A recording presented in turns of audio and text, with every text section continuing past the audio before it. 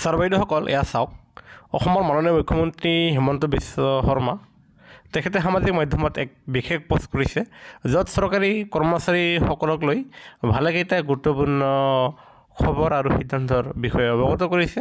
আপোনালোকে এয়া চাব আমাৰ কৰ্মচাৰীসকলক উৎসাহ উদ্গনিৰ বিশেষ সকাহ অসম চৰকাৰৰ বিভিন্ন বৰ্গ আৰু সেৱাৰ কৰ্মচাৰীসকল আমাৰ প্ৰশাসনিক ব্যৱস্থাৰ মেৰুদণ্ড তেখেতসকলৰ কঠোৰ পৰিশ্ৰম আৰু সংকল্পৰ জৰিয়তে অসমে আজি প্ৰগতিৰ নতুন উচ্চতাত আৰোহণ কৰিবলৈ সক্ষম হৈছে আৰু দেশৰ দ্ৰুততম বিকাশশীল ৰাজ্যসমূহৰ ভিতৰত এখন হৈ পৰিছে।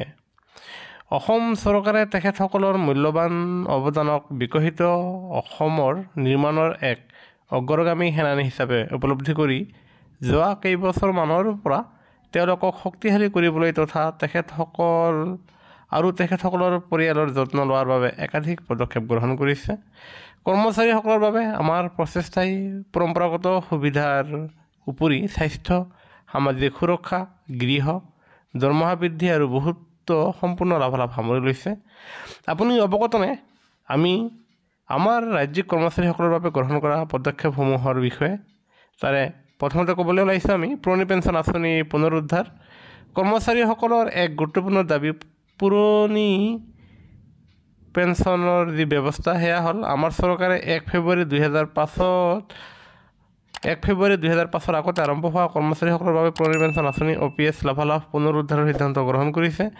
ইউনিফাইড পেঞ্চন আঁচনি UPS ৰূপায়ণ কৰ্মচাৰীসকলৰ অৱসৰৰ পাছত তেওঁলোকৰ বাবে নিশ্চিত উপাৰ্জন আৰু চিন্তামুক্ত জীৱন নিশ্চিত কৰিবলৈ অসম চৰকাৰে সকলো কৰ্মচাৰীৰ বাবে EPS আৰম্ভ কৰিব।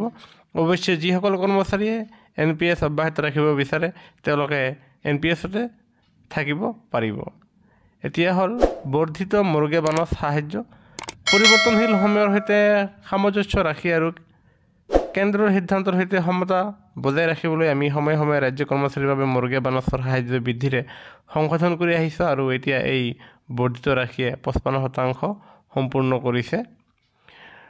সামগ্ৰিক বীমা কভাৰেজ ৰাজ্যিক কৰ্মচাৰী আৰু তেওঁলোকৰ ওপৰত নিৰ্ভৰশীলসকলৰ বাবে সুৰক্ষাজনিত দিশ নিশ্চিত কৰিবলৈ আমি কৰ্মচাৰীসকলৰ বাবে শূন্য ব্যয়ত এক সামগ্ৰিক বীমা কভাৰেজ আঁচনি আৰম্ভ কৰিছোঁ য'ত ন্যূনতম 1 কোটি টকাৰ ব্যক্তিগত দুৰ্ঘটনা বীমা কভাৰেজ লাভ কৰিব, 2 কোটি টকালৈকে বিমান দুৰ্ঘটনা বীমা কভাৰেজ লাভ কৰিব, আনহাতে 1 কোটি টকালৈকে স্থায়ী সম্পূৰ্ণ বিকলাংগতা কভাৰেজ লাভ কৰিব, আনহাতে 80 লাখ টকালৈকে স্থায়ী আংশিক বিকলাংগতা কভাৰেজ লাভ কৰিব, আনহাতে ন্যূনতম 10 লাখ টকাৰ টাৰ্ম জীৱন বীমা কভাৰেজ লাভ কৰিব।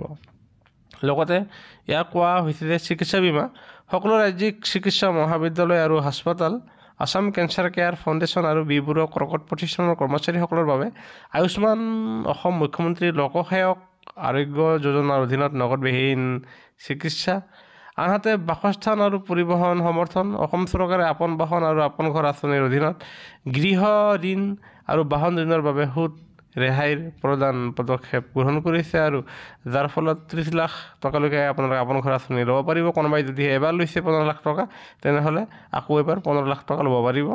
উল্লেখনীয় সেৱাক পুৰস্কাৰ কৰা অসম চৰকাৰে পোষণ ৰান্ধনি, আশা কৰ্মী, অংগনবাদী কৰ্মী আৰু সহায়িকাসকলৰ সংশোধিত পাৰিশ্ৰমিকৰ লগতে তেওঁলোকৰ এককালীন 2 লাখ টকা প্ৰদানৰ ব্যৱস্থা কৰিছে।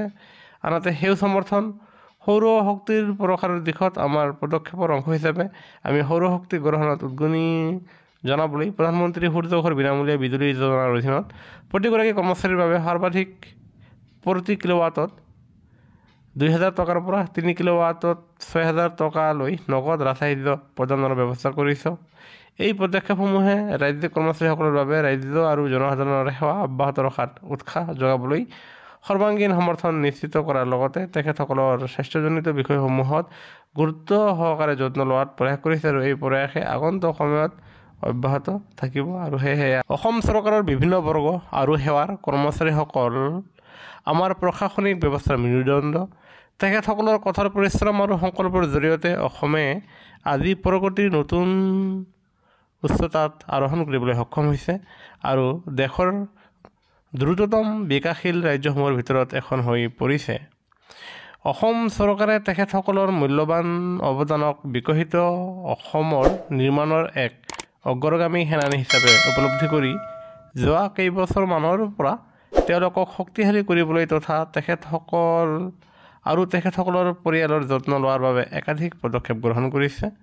কৰ্মচাৰীসকলৰ বাবে আমাৰ প্ৰচেষ্টাই পৰম্পৰাগত সুবিধাৰ উপৰি স্বাস্থ্য, সামাজিক সুৰক্ষা, গৃহ, দৰমহা বৃদ্ধি আৰু বহুতো সম্পূৰ্ণ লাভালাভ সামৰি লৈছে। আপুনি অৱগতনে আমি আমাৰ ৰাজ্যিক কৰ্মচাৰীসকলৰ বাবে গ্ৰহণ কৰা পদক্ষেপসমূহৰ বিষয়ে। তাৰে প্ৰথমতে ক'বলৈ ওলাইছোঁ আমি পুৰণি পেঞ্চন আঁচনি পুনৰুদ্ধাৰ। কৰ্মচাৰীসকলৰ এক গুৰুত্বপূৰ্ণ দাবী পুৰণি পেঞ্চনৰ যি ব্যৱস্থা সেয়া হ'ল আমাৰ চৰকাৰে 1 ফেব্ৰুৱাৰী 2005 আগতে আৰম্ভ হোৱা কৰ্মচাৰীসকলৰ বাবে পুৰণি পেঞ্চন আঁচনি OPS লাভালাভ পুনৰুদ্ধাৰৰ সিদ্ধান্ত গ্ৰহণ কৰিছে।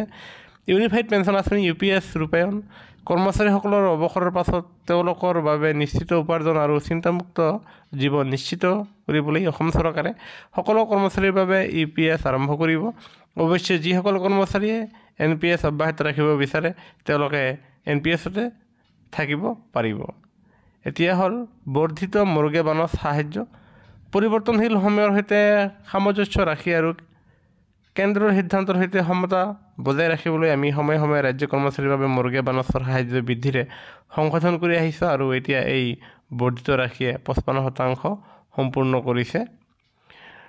সামগ্ৰিক বীমা কভাৰেজ ৰাজ্যিক কৰ্মচাৰী আৰু তেওঁলোকৰ ওপৰত নিৰ্ভৰশীলসকলৰ বাবে সুৰক্ষাজনিত দিশ নিশ্চিত কৰিবলৈ আমি কৰ্মচাৰীসকলৰ বাবে শূন্য ব্যয়ত এক সামগ্ৰিক বীমা কভাৰেজ আঁচনি আৰম্ভ কৰিছোঁ, য'ত ন্যূনতম 1 কোটি টকাৰ ব্যক্তিগত দুৰ্ঘটনা বীমা কভাৰেজ লাভ কৰিব, 2 কোটি টকালৈকে বিমান দুৰ্ঘটনা বীমা কভাৰেজ লাভ কৰিব, আনহাতে 1 কোটি টকালৈকে স্থায়ী সম্পূৰ্ণ বিকলাংগতা কভাৰেজ লাভ কৰিব, আনহাতে 80 লাখ টকালৈকে স্থায়ী আংশিক বিকলাংগতা কভাৰেজ লাভ কৰিব, আনহাতে ন্যূনতম 10 লাখ টকাৰ টাৰ্ম জীৱন বীমা কভাৰেজ লাভ কৰিব। লগতে ইয়াক কোৱা হৈছে যে চিকিৎসা বীমা সকলো ৰাজ্যিক চিকিৎসা মহাবিদ্যালয় আৰু হাস্পতাল, আছাম কেঞ্চাৰ কেয়াৰ ফাউণ্ডেশ্যন আৰু বিবোৰক কৰ্কট প্ৰতিষ্ঠানৰ কৰ্মচাৰীসকলৰ বাবে আয়ুষ্মান অসম মুখ্যমন্ত্ৰী লোকসেৱক আৰোগ্য যোজনাৰ অধীনত নগদবিহীন চিকিৎসা, আনহাতে বাসস্থান আৰু পৰিবহণ সমৰ্থন। অসম চৰকাৰে আপোন বাহন আৰু আপোন ঘৰ আঁচনিৰ অধীনত গৃহ ঋণ আৰু বাহন ঋণৰ বাবে সুদ ৰেহাইৰ প্ৰদান পদক্ষেপ গ্ৰহণ কৰিছে আৰু যাৰ ফলত 30 লাখ টকালৈকে আপোনালোকে আপোন ঘৰ আঁচনি ল'ব পাৰিব। কোনোবাই যদি এবাৰ লৈছে 15 লাখ টকা তেনেহ'লে আকৌ এবাৰ 15 লাখ টকা ল'ব পাৰিব। উল্লেখনীয় সেৱাক পুৰস্কাৰ কৰা।